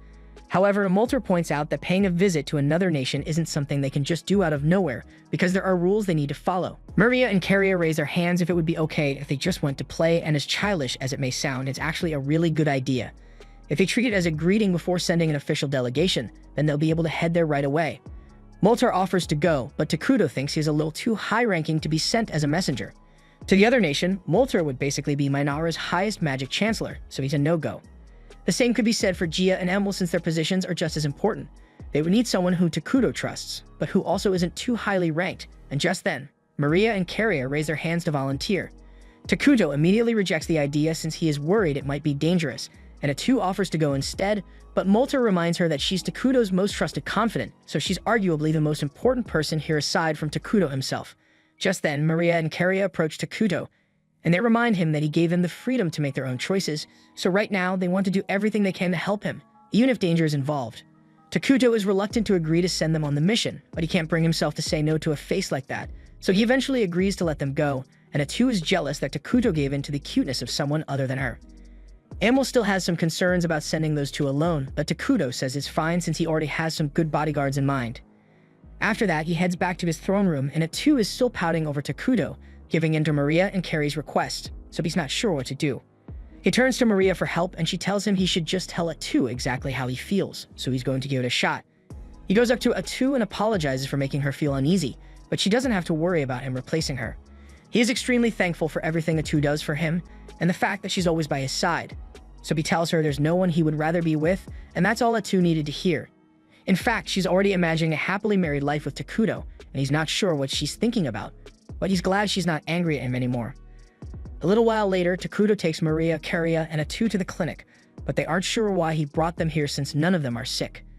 Takuto explains that the clinic was cheap to build, so he went ahead and did it on a whim, but since Maria and Caria are going to be going out on a mission, he figured he might as well send the new plague doctors he made along with them as bodyguards. Takuto introduces the doctors to everyone and informs Maria and Caria that these medics are not only capable of healing injuries and diseases, but also fighting to protect them on their journey. Atu steps up and informs the medics that they are officially being assigned to protect these two on their journey to Dragontin. Additionally, they are to observe and learn as much about the local culture as possible while they are there. The medics are excited for their mission, so they say they'll do their best to blend in with the humans and learn as much as they can. Takuto loves how enthusiastic they are, so he will grant them an early reward.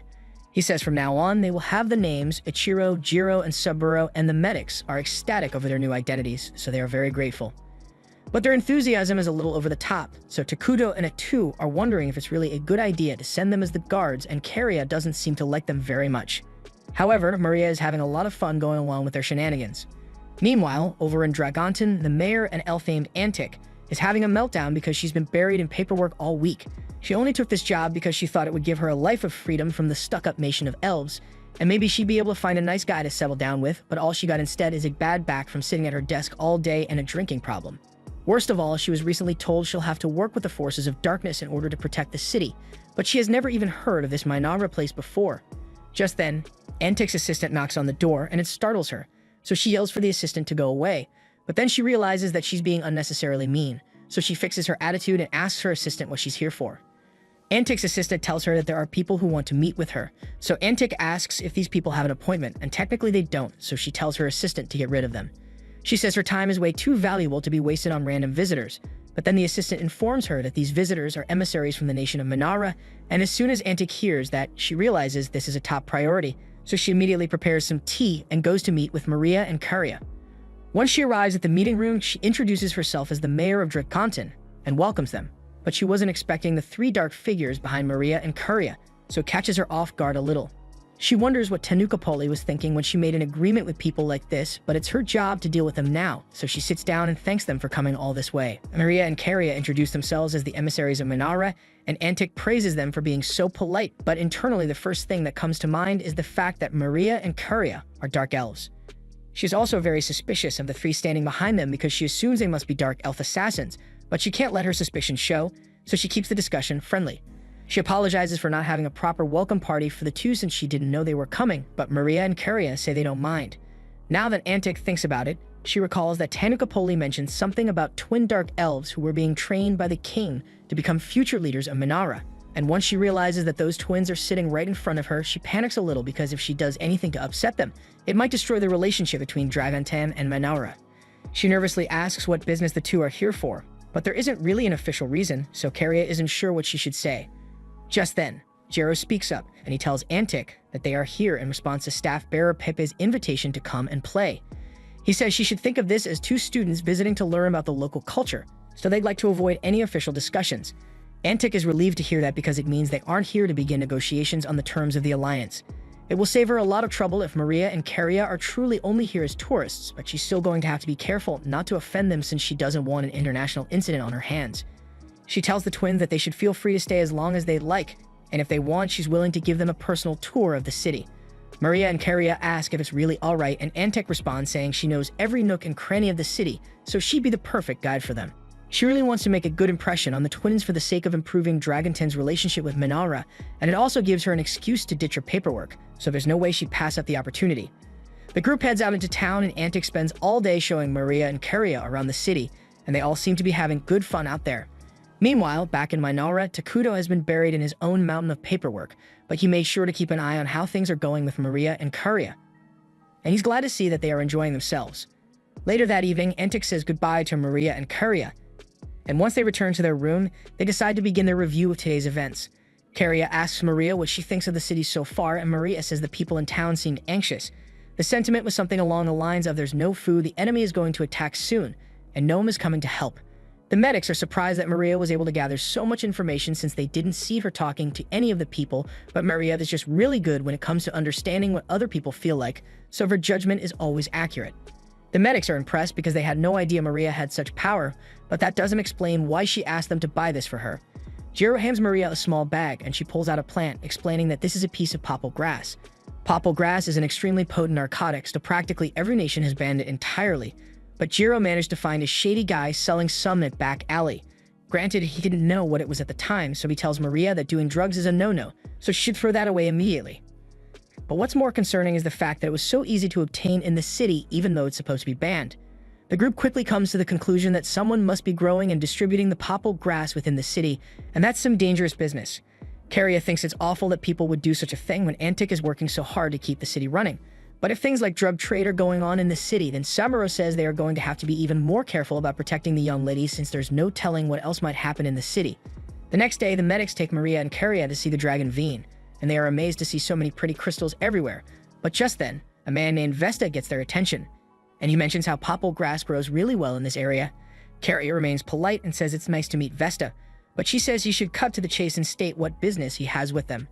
Vesta says he heard that they are emissaries of the nation of Manara, and that in the near future, this land will be jointly governed by Dragontan and Minara, so he wants to propose a business deal. He asks Maria and Karia if they'd like to partner with him to grow popple grass, and Karia wants to see where this will go, so she asks Vesta what benefits Minara will receive if they decide to work with him. Vesta tells them that popple grass fetches a high price in the market, so naturally Minara would receive a portion of those profits, but he is also prepared to provide other offerings. Karia asks him what kind of offerings he's referring to, but it's far too illegal for him to talk about out here. So he asks Maria and Karia to meet him at a secluded location so they can discuss this further.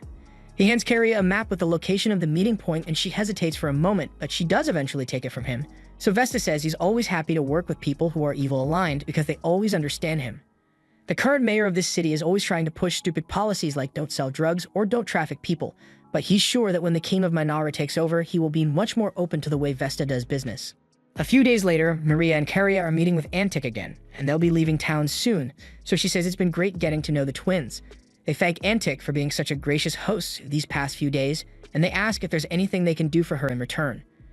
Antic says she'd appreciate it if they put in a good word for her the next time they talk to King Takuto, and Maria and Karia say they'd be happy to oblige. Just then, the room door opens and Vesta walks in with two goons at his side. Antic gets up in a rage and yells that Vesta has no right to be here without her permission, but Vesta had already made it clear that he doesn't care about rules, so he just let himself in. He says he's here to hear the response from Maria and Karia, since they never met him to discuss the details of the deal he proposed.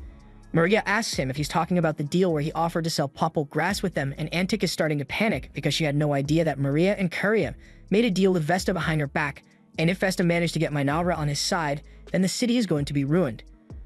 Maria can tell what Antic is thinking, so she tells her she doesn't need to worry since neither of them would ever actually consider working with a scumbag like Vesta. They assumed he would be smart enough to figure out that the fact they didn't show up to the meeting he set up means they aren't interested. Karia asks Antic if it would be alright for them to deal with Vesta themselves, since even though he's despicable, they'd hate to cause an international incident by acting on their own. Antic says they are more than welcome to step in because Vesta has been a nuisance to the people of the city for a long time, so on Maria and Karia's orders, the medics step up to deal with Vesta. However, with those three standing in front of him, Vesta seems oddly confident because he has this with him. Inside the syringe is a concentrated extract from the popple flower, and one dose would be enough to turn anyone into a mindless drug addict. Maria and Karia can already tell that he came here with the intention of using that on them, so they ask him if he really thought this through. They may be weak children, but if he were to lay hands on them, then he would be making an enemy out of the kingdom of Minara, and King Takuto surely won't take kindly to such provocation. However, Vesta, in his infinite wisdom, believes that he can just blackmail Takuto by turning Maria and Karia into his personal slaves, completely failing to account for the three men protecting them. He hands the syringe over to his goons and tells them to go get the girls, but a second later, one of the goons' sword goes flying into the wall in front of Vesta, and he turns around to see the gruesome fate they suffered. Meanwhile, over in Minara, Takuto is having a relaxing cup of tea with a two, and he is really glad he made those medics because they really came in handy for the twins' mission. Speaking of which, Emil has been wondering why Takuto chose to send medics out instead of just sending a group of warriors with Maria and Karia. So A2 explains that those three absolutely love humans and demi-humans. Maybe a little too much in fact, because while they are well-versed in healing human biology, they also do eat brains from time to time, so they are truly terrifying when they want to be. Meanwhile, back in Dragonton, the medics have just finished dismembering the goons with surgical precision and are currently holding their skins up and jumping around in joy because it will go great in their collection. Antic falls to her knees in fear upon seeing the true forms of the medics, so Maria goes over to comfort her a little, but as for Vesta, what's about to happen to him will be anything but comforting. He tries to beg for forgiveness, but Karia tells him he has already crossed the line. She wasn't going to do anything about him selling drugs, since that much is none of her concern, but when he threatened her and her sister, as well as insulting her glorious King Takuto, he had already sealed his fate. She orders the medics to kill him, and a few minutes later, all three of them are casually cosplaying in Vesta's skin, and Antic doesn't know how to process what she just witnessed. Karia comes up to her and apologizes for making such a mess in her office, and she asks if she wants them to cover the cleaning bill for it, but Antic nervously says that she doesn't need to worry about that. Karia thanks Antic for being so understanding, and seeing Karia's sincere smile despite the situation that just unfolded is somehow even more terrifying than the skin suit-wearing medics. She really wishes she hadn't become the mayor of this city, but this is her life now, so she's going to have to get used to it. Once the group returns to Minara, they immediately get called into a meeting so A2 can scold them for what happened. But before that, she demands to know why Takuto didn't stop them from doing all that when he was watching them the entire time. He admits that he just didn't want the girls to think he was helicopter parenting them, so he let them handle the situation on their own, but look where that got them. A2 specifically warned Maria and Karia to keep their violent acts to a minimum, but they still went and eagerly ordered the medics to murder those people. And as for the medics, even if they had to kill Vesta and his goons, they went too far by skinning him alive in front of Antic. A2 tells everyone that none of them are moving from this spot until they've written a long essay promising to do better next time. A few hours later, everyone gathers in the meeting room to discuss the situation with Dragonton, and based on the report that the twins brought back, Dragonton is in dire straits right now. They lack the resources to properly maintain order, so criminal activity is on the rise, and on top of all that, they are facing constant attacks from the barbarians. The report says Dragonton is facing mainly goblins, orcs, and the occasional hill giant, and while the goblins and orcs aren't much of a threat, the giants have become a serious issue. They randomly appear in groups around the city, and with each passing day, the number of giant attacks is steadily increasing, so the city is having a hard time defending itself. Molter assumes the reason that the people of Dragonton haven't figured out the giants' attack patterns is because they lack the ability to detect incoming attacks. Normally, the heightened senses of beast men would be more than enough to spot enemies before they attack, but the scouts must be exhausted after all the constant fighting. Either way, if nothing is done, the city of Dragonton is bound to fall in the near future, so Gia suggests that they should send a large force to bolster the city's defenses. Emil agrees that they should send aid, but she doesn't think dividing Minara's forces for it is a good idea. If they were to send their immediate labor reserves to Dragontan now, it would leave their farming and construction sectors understaffed.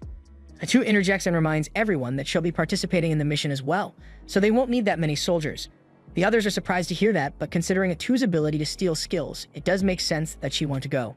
While she's gone, she's going to need someone to take over her administrative tasks, so Molter volunteers to handle the paperwork, and Gia says he'll take care of national defense, but as soon as Emil hears him say that, she is a little worried. Till now, Minara's national defense has relied heavily on Atu's presence, and no offense, but Gia alone ain't protecting shit if they come under attack. Gia can't deny that she's right, but fortunately, Takuto already thought of a solution for that, so he tells everyone that he will soon be creating the hero Isla, and she will be the cornerstone of their defense while Atu is gone. Molter says this is perfect timing since they have already gathered all the necessary materials like Takuto requested, and they all praise him for being able to plan ahead for a situation like this, but in reality, this was just dumb luck. Takuto had no idea they'd actually be using Isla this soon, but having them think of him as a master strategist is cool. Since they covered all the main concerns for this meeting, Atu asks Takuto if he has anything he'd like to add. The planning phase seems to have gone fairly well, and Takuto is surprised by how easy it was, because when he used to play the game in the hospital, he'd spend ages planning everything out all on his own, but now he has people he can rely on. He tells everyone that they are all doing a great job, and hearing the king praise their efforts motivates them to do even better in the future. Now that the meeting is over, Takuto heads outside to the mountain of resources that were prepared so he can finally create Isla. They had to ration a lot of their produce to prepare this much, but it's finally time for the investment to pay off. Maria and Karia ask what kind of person Isla is going to be, but honestly, Takuto has no idea because aside from Atu, Isla is going to be the first hero summoned to this world, so he's not sure how this is going to play out. Atu promises that on the off chance that Isla revolts and tries to kill Takuto, she will do everything in her power to protect him. Having Atu by his side reassures Takuto that everything is going to be okay, but he asks Atu to prioritize her own survival because she's too important to lose. Takuto begins the summoning process, and after all the resources are consumed, a cocoon is formed mid-air. Isla is going to emerge from it any minute, so Takuto tenses up in preparation, but it turns out that he was worried for nothing because the second Isla sees him, she bows her head and thanks Takuto for granting her the opportunity to speak to him. She introduces herself as the queen of all bugs and swears her undying loyalty to Takuto and the kingdom of Minara. Takuto is glad that Isla is still on his side, but just to make sure, he asks her if she remembers who he is. It takes a few moments, but she eventually recognizes him as the same Takuto who played the game for all those years. She says she's really glad to see him again, but before things get too personal, Atu steps in between them and asks Isla if she's truly serious about serving Takuto here. Isla also remembers Atu from back then, and she thinks it's cute that she's trying to be all serious, so she pats her on the head. Atu gets embarrassed and tells Isla to just answer the question already, so Isla says there's no one else she'd rather serve. Takuto was the only one who ever managed to bring out her full potential, so it's an honor to be working alongside him again. But speaking of work, she asked Takuto if he could fill her in on the current situation here since she's not sure what she's supposed to do. A little while later, Takuto, Atu, and Isla are all back at the palace and he has just finished explaining the situation. So Isla understands that she's meant to be acting as their defense hero for the time being. That means Atu is free to go on her mission without Minara being left vulnerable. However, even though she knows this is the best decision, Atu really doesn't want to go. Since they got here, she and Takuto have always been by each other's side. So this is the first time that they are going to be separated for an extended period of time, and they are going to miss each other a lot. The next morning, Atu and the squad of soldiers depart for Dragontan after she says goodbye to Takuto, and with Atu officially gone, it's time for Isla to get to work. She says she'll do her best to make sure Takuto enjoys this game, but after spending the first day with him, she realizes that Takuto can't actually do much on his own.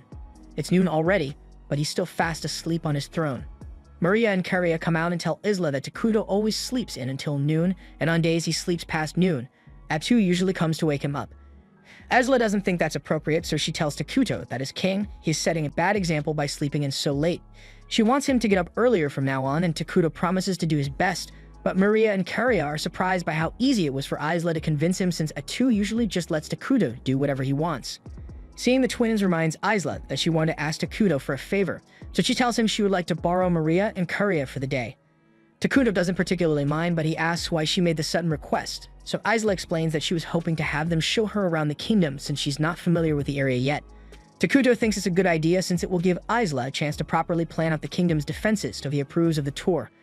While they are on the topic of approving things, Isla tells Takuto that his people will be arriving to get his approval soon, so he needs to make sure he handles it properly.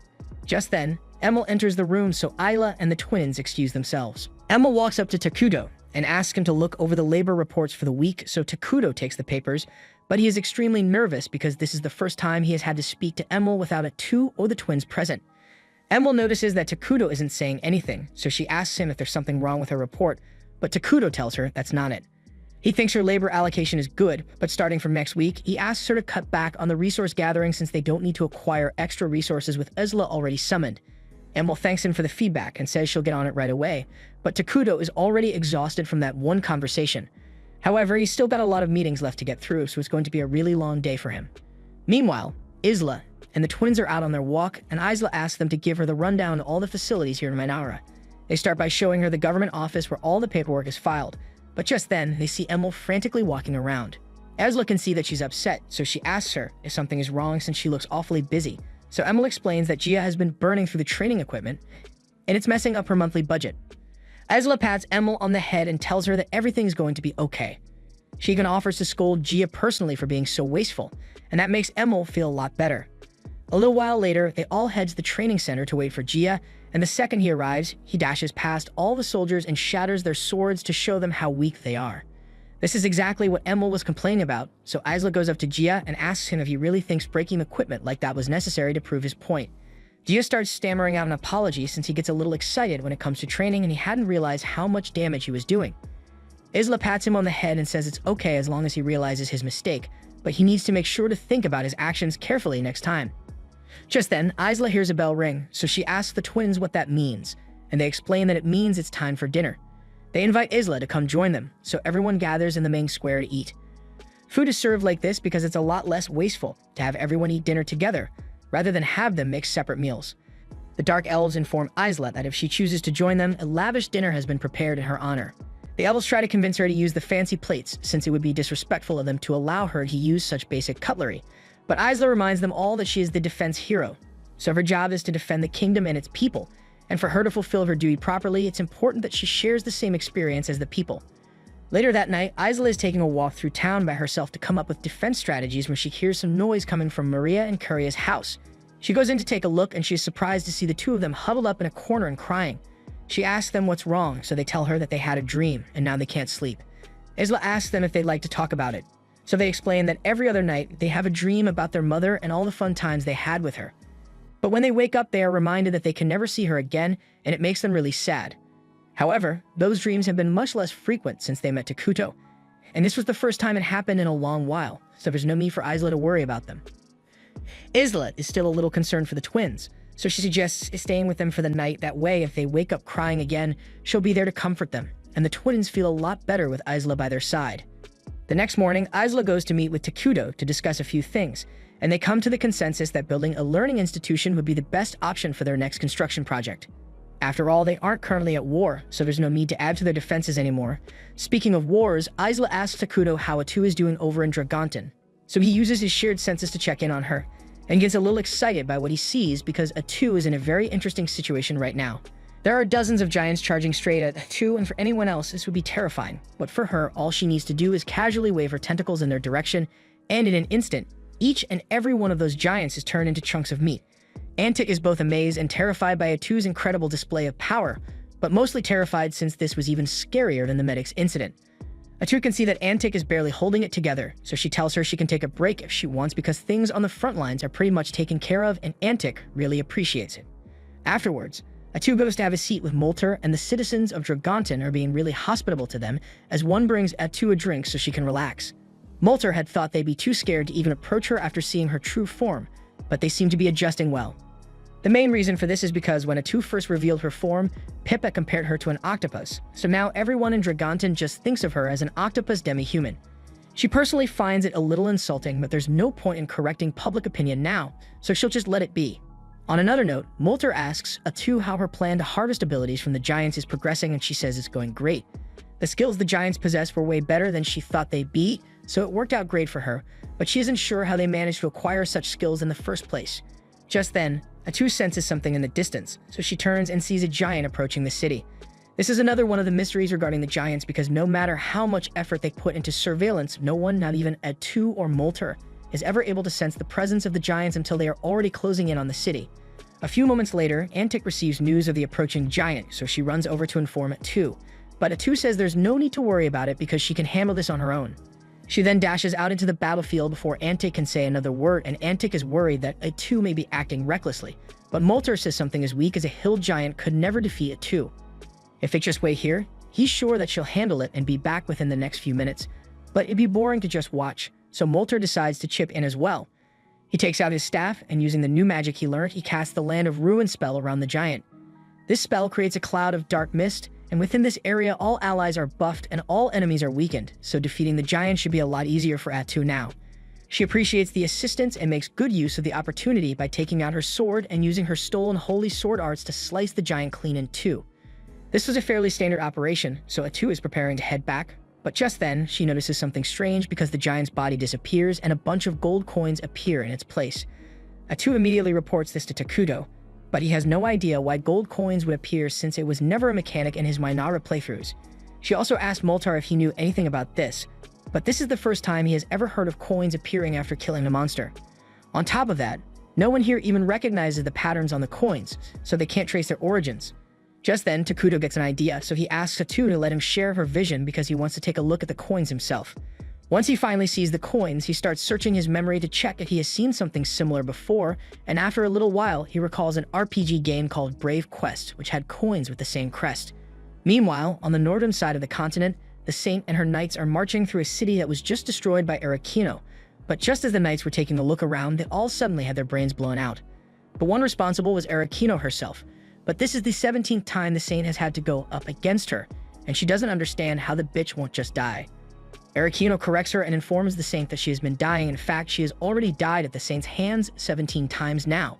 But speaking of the Saint's win streak, she doesn't think it's fair that the Saint is so strong. Arakino is fairly strong on her own, but she hasn't gotten anywhere close to beating the Saint, and her death is always super painful too. The Saint tells her to stop blabbering because she knows she's just trying to stall for time. Arakino realizes she has been caught, so she takes control of all the corpses in the area and orders them to attack the Saint. Even the knights who were just killed are resurrected and forced to attack, and the Saint is disgusted by Arakino's audacity, but this changes nothing. She takes hold of her staff and summons a massive storm of flames, incinerating all the corpses in an instant, and once she's done with that, she charges straight at Arakino and stabs her through the chest. This is the 18th time the Saint has killed her, and after everything that has happened, she knows Arakino will be back eventually, but this should buy her enough time to think of a plan to stop her for good. Meanwhile, back in Dragonton, a huge army of giants has just appeared near the city, and all the guards are absolutely freaking out because they've never seen such a large number of giants in one place before.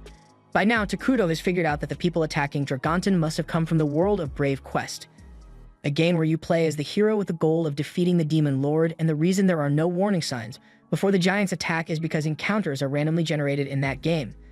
Isla had considered the fact that they might encounter enemies that came to this world just like them, but she never could have imagined that they'd come from an entirely different genre of game.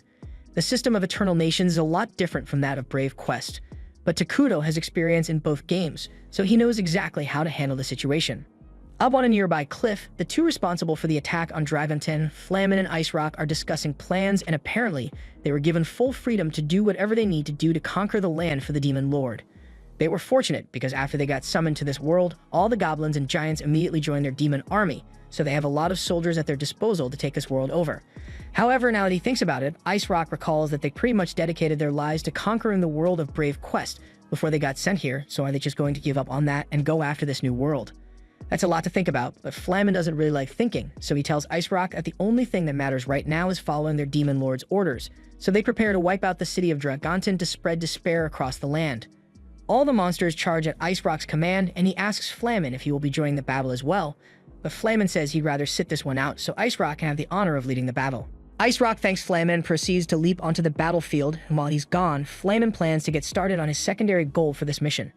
Down on the battlefield, Ice Rock orders all of his troops to lay waste to the city, but all of a sudden, a thick black smoke descends upon the area and every monster present begins to choke on it.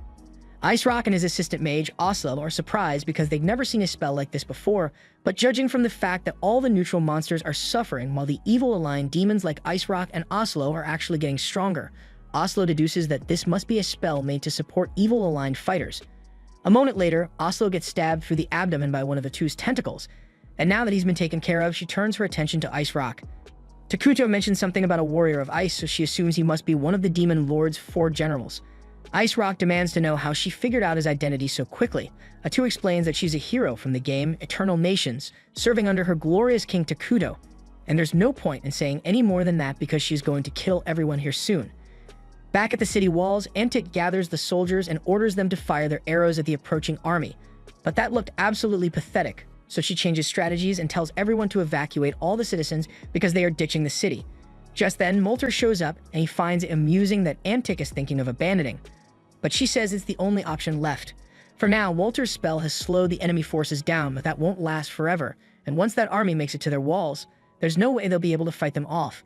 Molter can understand why Antic would be so frightened, but he tells her there's nothing to worry about because Atu is already out on the battlefield, and as long as she's here, there's no way they can lose.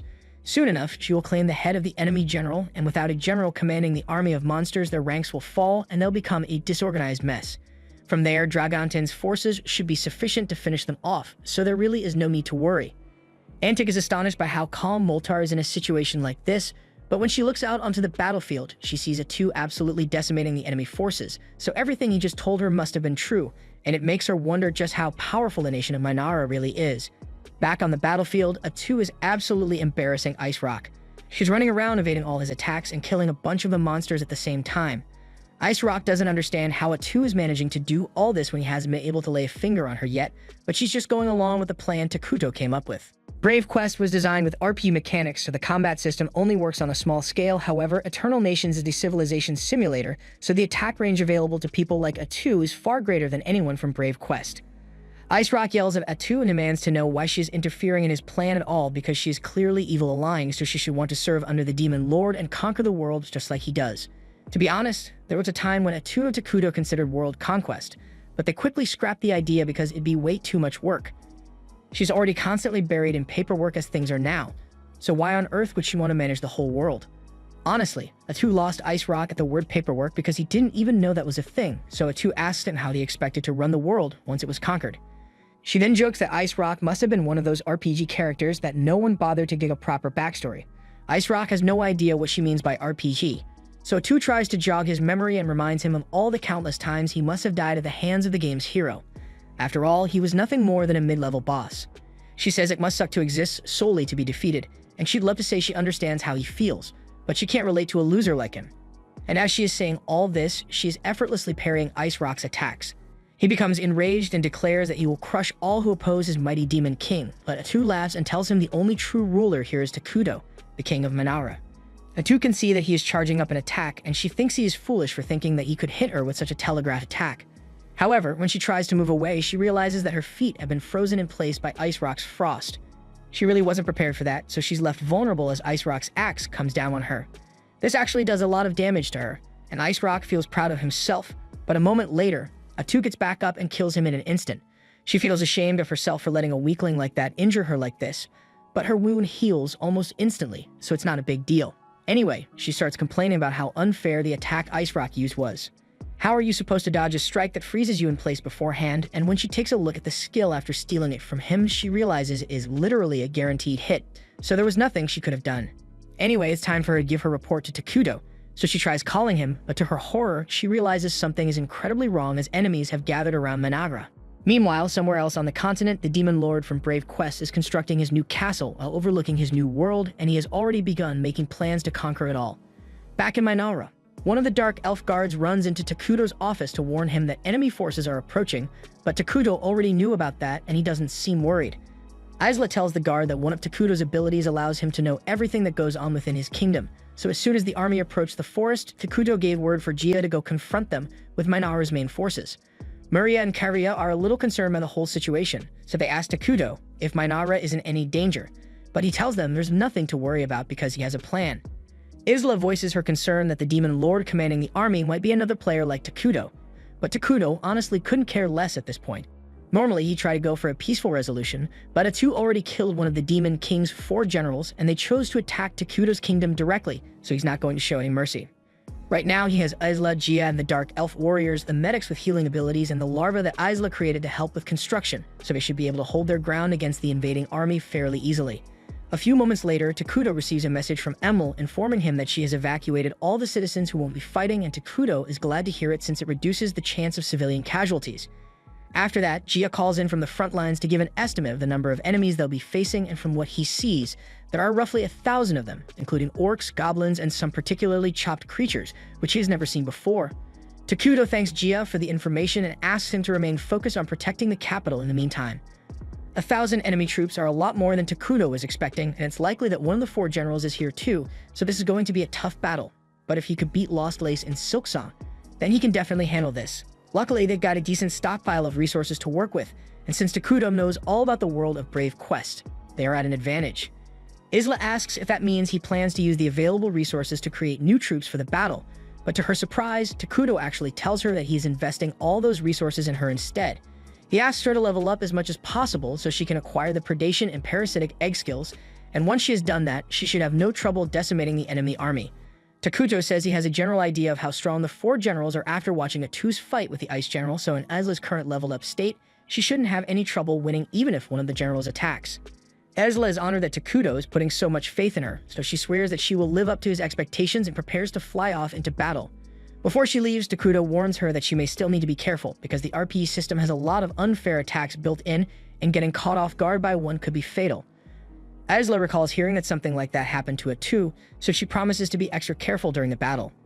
That's pretty much everything Takuto wanted to tell her, so she says goodbye to the twins and civilians before flying into the air. Meanwhile, deep in the forest, a few of the fire demon soldiers are marching toward Minara, and the knight wonders why Flamin told them to split up from Ice Rock's group to invade a creepy place like this. The mage answers and says he thinks Flamin might have ordered this operation behind the demon lord's back, and there's a good chance that he's planning to betray the demon lord in the near future. The knight is shocked to hear this and asks why Flamin would do such a thing, so the mage explains that for the rest of them, they just suddenly appeared in this new world, but for Flamin and the demon lord, it was different. He's about to explain what happened, but all of a sudden, they hear something approaching, so they all turn to check it out, and it appears to be one of the orc scouts they send out to investigate the forest. But they soon realize that something is not quite right with him, so they tell the orc to keep its distance. Once they get a better look at it, they realize it is covered head to toe in pulsating bumps, and the orc begs them for help because it doesn't know what's going on. However, it was already far too late for it because a moment later, hundreds of Isla's larvae pop out from every inch of the orc's skin and fly towards the fire soldiers.